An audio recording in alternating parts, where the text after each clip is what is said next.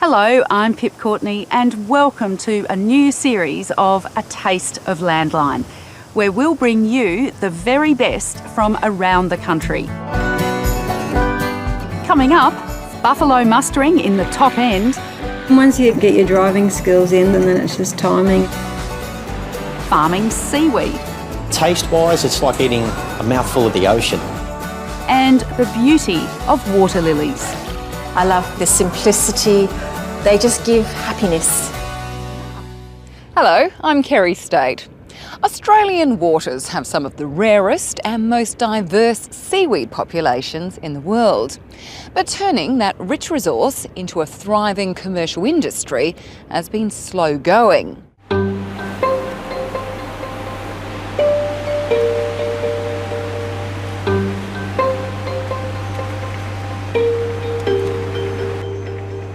On a 100-kilometre stretch of coastline near Beachport in the southeast of South Australia, it's a busy morning for the state's only kelp business, with the ocean delivering a smorgasbord of seaweed. The work attire may not be to everyone's taste, and there's plenty of heavy lifting involved. But the boss says, as offices go, this one's a beauty. Obviously, it's a beautiful place to work, beautiful place to be. I couldn't think of anything better, really. So there's a lot of seaweed around here today. Do you... When Landline visited, Mark McKay was in charge of the day-to-day operations of Australian Kelp Products, or AKP. It harvests two types of seaweed that wash up on the beach, native echolonia and bull kelp. Right now, it's mainly in the business of turning this giant into stock feed and liquid fertiliser. It's really tough. It is tough and rubbery, and it grows very, very fast. It'll grow up to 1 metre a day. This beach coverage is the foundation of the business. But what's beneath the surface could be its future. Australia has some of the best growing seaweeds and some of the rarest seaweeds in the world. So potentially, how big could this particular industry be, do you think? Huge. It will be huge. So this collection of the Satyrbarium of South Australia has been built In Adelaide's old tram barn that now houses the state's herbarium is someone who knows more than most about the potential of South Australia's seaweed. We have over 1 million specimens in this collection, of which about 10% are the marine algae. So are we in the marine algae section? Yeah, and this is a really good example. These boxes have 30 or 40 specimens in them. Michelle Waycott is the chief botanist here and specialises in marine species. Michelle and her predecessors have been identifying native species since the 1800s. And this is just a snapshot of some of the red, brown and green communities mingling off the coast. They're amazingly diverse, aren't they? Everything from things that look like rocks to these amazing finger-like things that when they're fresh are like velvet. You love the globules. These little puffballs that grow on top of other things, you see them on the beach, particularly in summer, and they look like some giant snot from a seal or something that's washed up, but actually they're a macroalga. While mapping the whereabouts and type of seaweeds in South Australia's backyard is a work in progress, attention is now turning to what to do with it. In Japan, where they have a similar number of species to us, they use about 100 commercially. Currently in Australia, we're using one species, and there are a few other species that we're starting to use. I think it's likely that at least 100 of the species that we have in the flora in Australia have commercial potential, and some of those significant commercial potential. Indeed, you could fill a shopping trolley with the number of everyday items that contain sugars, proteins, minerals or other ingredients that come from seaweed. From yoghurt and drinks to processed meats and toothpaste, there's far more to seaweed than sushi. You would normally not go through a day without being exposed to a product that has something extracted from seaweed in it. And that is as simple as food coloring, food flavoring, food texture generating substances. The good example is ice cream. So whenever you eat ice cream, you eat a product, carrageenans, that are related to seaweed or extracted from seaweed, and they stop the ice cream from forming ice crystals. For a commercial business like Australian kelp products, picking up a decent load is crucial. On days like today, that's not a problem. But often, when the beach they have a licence to harvest on is bare, they simply have to wait. AKP has worked with Anthony Cheshire to develop a harvesting strategy that is sustainable. But the consultant says for South Australia's seaweed industry to really take off, it has to look at other production systems. I think we have to look at aquaculture as a mechanism for producing seaweed. Beaches are areas with a lot of biodiversity values and a lot of environmental values, particularly for seabirds and many migratory seabirds. So there are significant challenges in managing seaweed harvest alongside protecting the environmental values of those areas. Seaweed is a $10 billion global industry, and most of it is farmed. It's often cultivated on ropes at sea.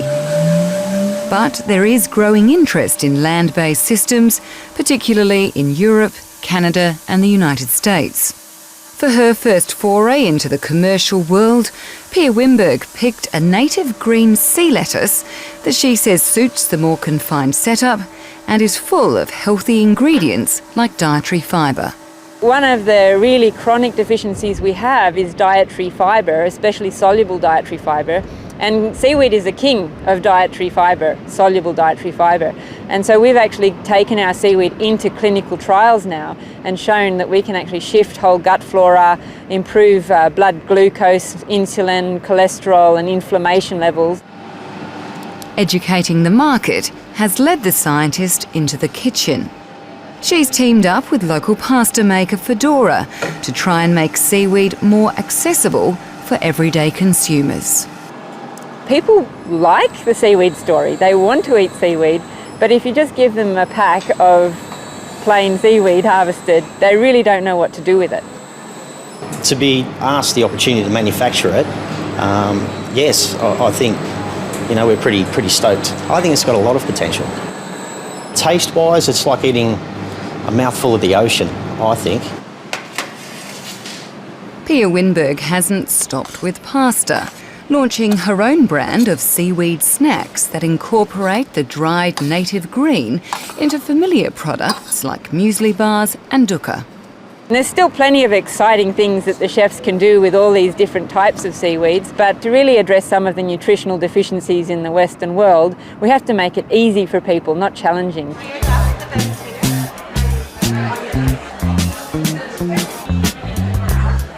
One chef who isn't afraid to explore what local seaweed has to offer is Duncan Velgemoot, who runs Africola, one of Adelaide's most acclaimed restaurants. It's a very versatile product, whether it's dehydration, used in powders, whether it's infusion, eating it raw, or just gently grilled.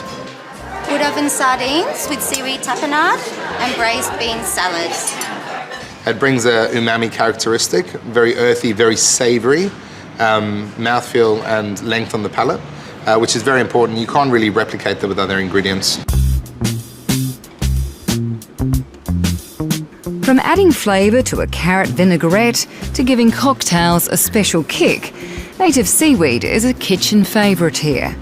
And he's excited about the prospect of having a bigger pool to pick from.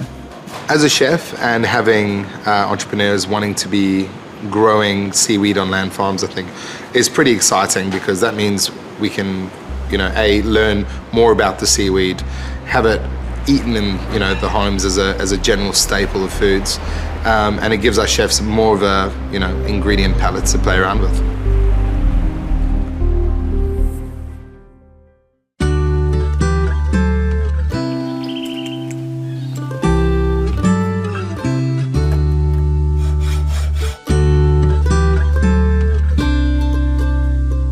He just tells me what I got to do, and I got to go and do it. So you know. And I wouldn't want it any other way. Like it's his. I'm just his arms and legs, really. What's the secret to living to 101? Yeah, well, I haven't got any. It's the luck of the draw, I say.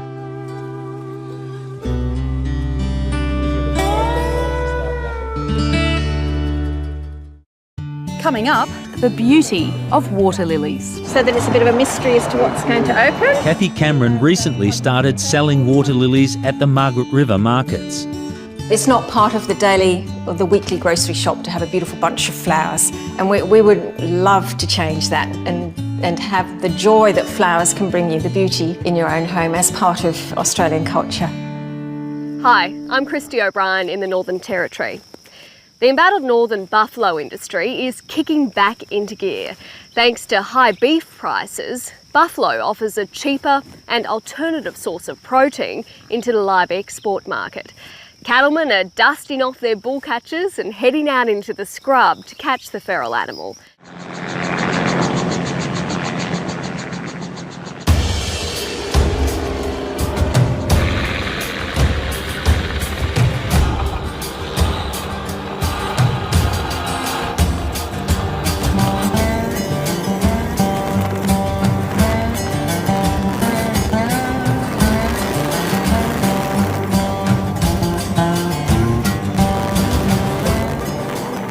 This is how you catch buffalo in the Northern Territory.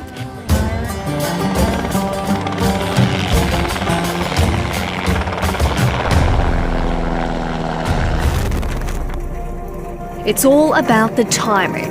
A chopper in the sky, catchers ready to pounce below.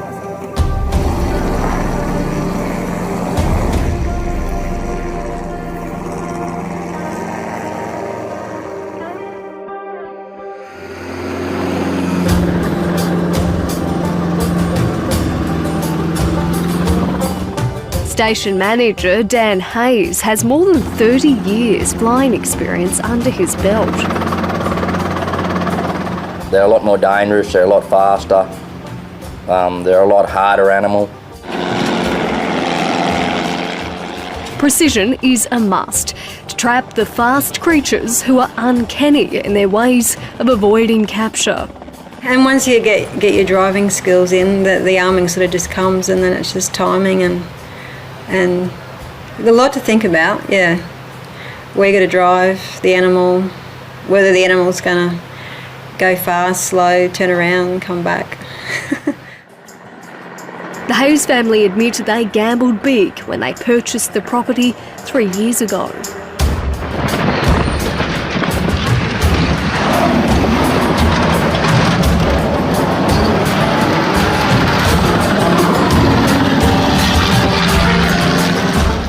Was actually of the market, not that we picked it or anything, we were just lucky.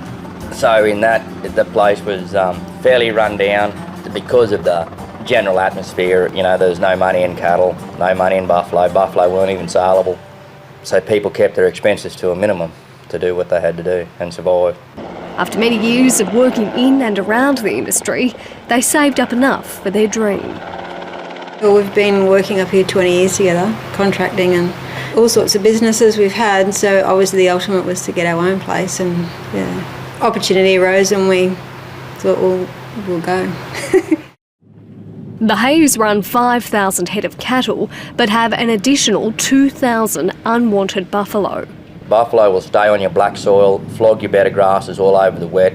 They don't mind rolling around in the mud and slogging through it, they love it. So your good country never gets a break, and it never gets away, so your better grass species disappear. They carry a lot of buffalo fly, and they wreck our fences in a major way.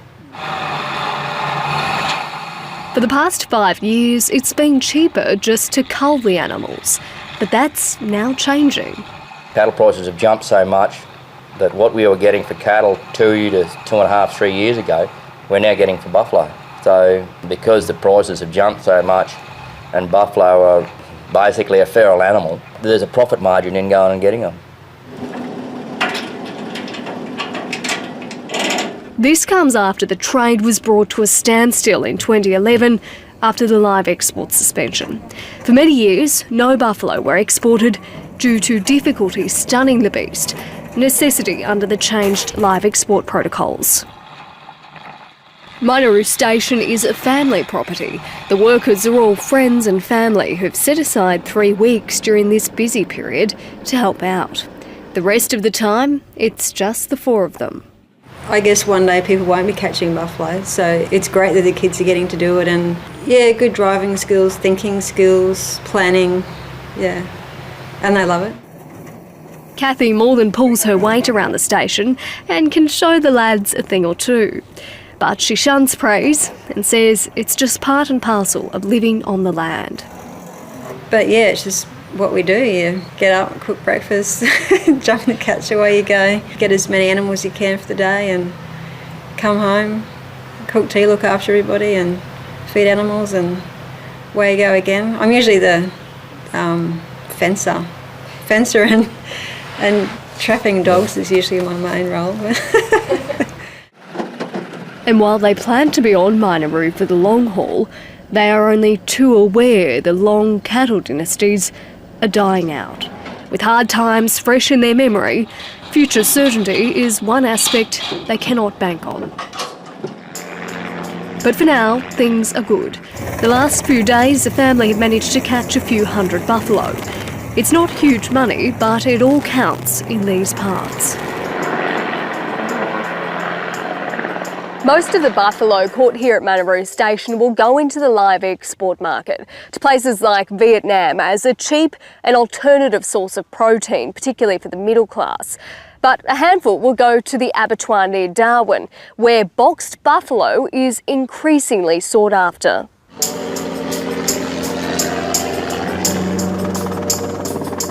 As for the Hayes family, they're happy enough to keep toiling away in this special pocket of the territory where life is rewarding in its pure simplicity. Yeah, I couldn't imagine being in anything else. And a place like Minaroo, it's different every day. Buffalo, cattle, lots of ferals.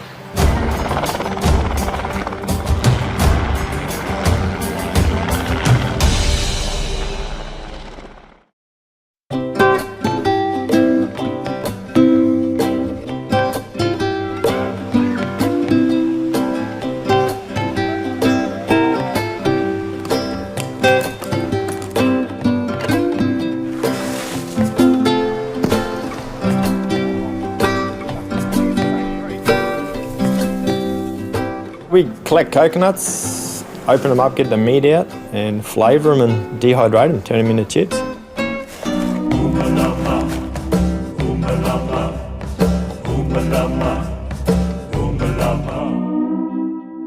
Hello, I'm Sean Murphy.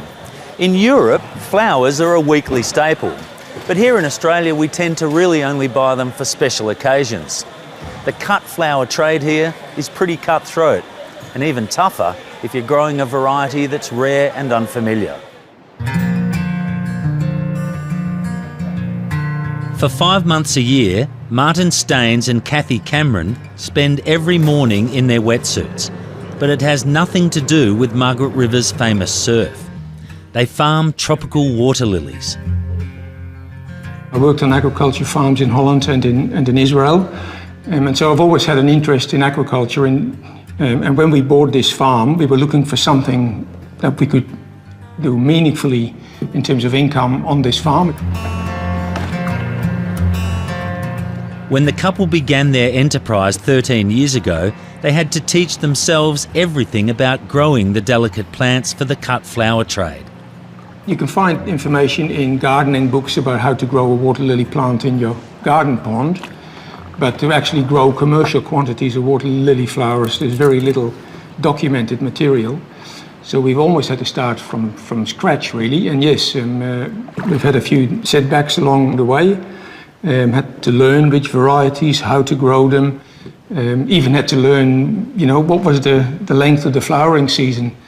Despite Margaret River's temperate climate, they found tropical water lilies grew better and lasted longer than hardy cool climate varieties. Martin Staines' background as an expert in dairy nutrition was invaluable for making the business viable. If I hadn't had my agricultural training, I think I would have really struggled much more. I'm not sure whether we could have pulled it off, actually. Martin Staines took redundancy from his job with WA's Agriculture Department, and in 2014, Kathy Cameron sold a thriving childcare centre so they could focus on their business full-time. It's very labour intensive. It's not able to be mechanised. The flowers have to be picked every day, and they have to be very selective how you pick them, because that leads on to opening times and vase times.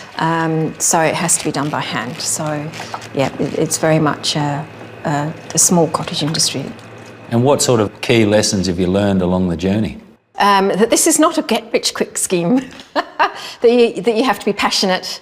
It's hard work, and we work as a team together. We bring different things to the business, which is what we enjoy, and we enjoy working together. They sell most of their flowers into the Sydney and Melbourne markets, and depending on the exchange rate, also for export. Growing their markets was just as hard as growing the flowers. We were growing flowers and people were unfamiliar with them. So initially we picked flowers and sometimes didn't have a market for them. And we started off with about 10 or 12 buyers, all small. And then 1 or 2 of those buyers kept growing with us. As we grew in production, they kept buying more and more.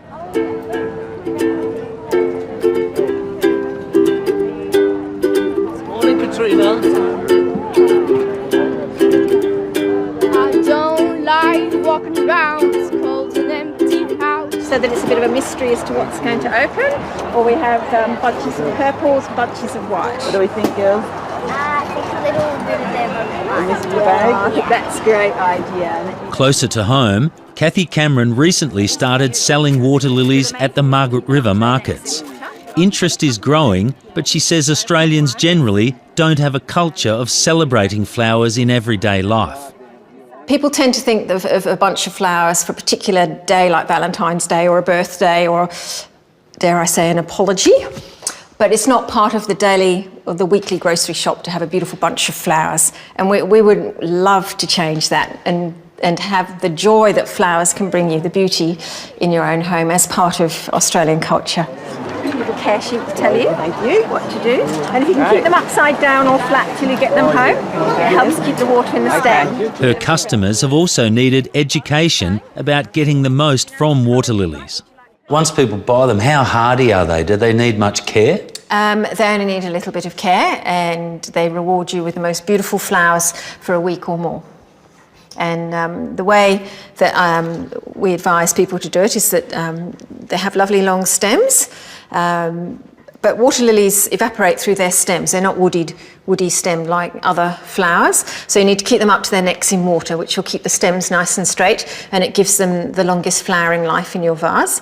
So you basically have to cut them to the height of your vase. So these need a bit of length taken off, and you pop them in.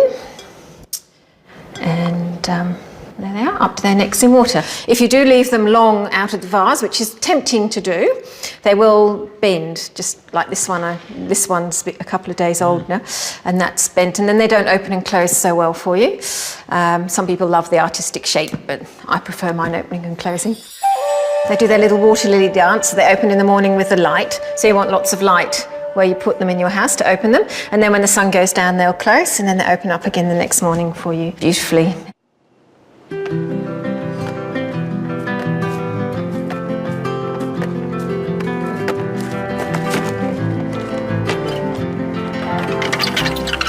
On the 22-hectare Luca Creek farm, Martin Staines has also successfully cultivated lotus flowers, another even more delicate tropical variety. They have an even shorter shelf life and can't be picked once their flowers have opened. They're very fragile and they only last for 2 or 3 days. So we either pick lotus as a bud. This is a very young bud that's not ready to be sold as yet or picked as yet. But these flowers, if you look carefully, they have a yellow center. It's a pod or a developing pod, and if you leave those for a few weeks, they develop into these pods, lotus pods, which look a little bit like a shower head, and are a very marketable product.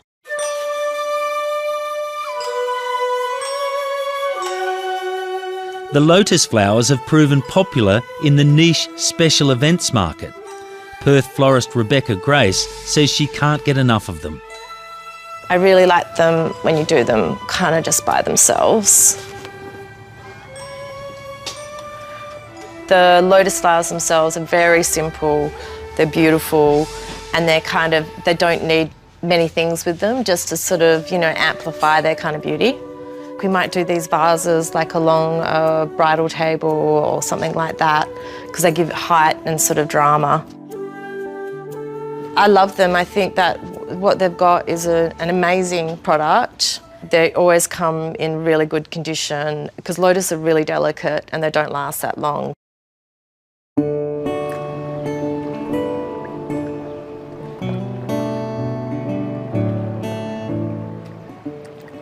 And we're still passionate about the flowers every day. We love being in the pond and picking them and seeing, beautiful flowers, and they come out fantastically, and they smell, and it's, we just love the work it brings.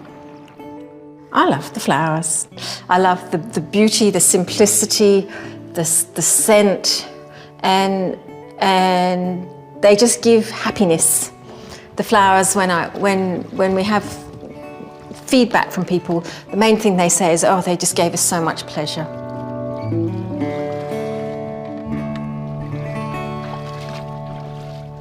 And that's the show.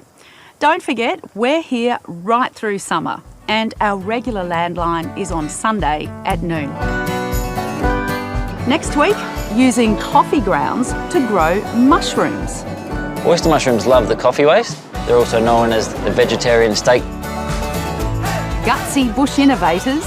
I just had this voice in my head telling me to keep going. And can produce get any prettier?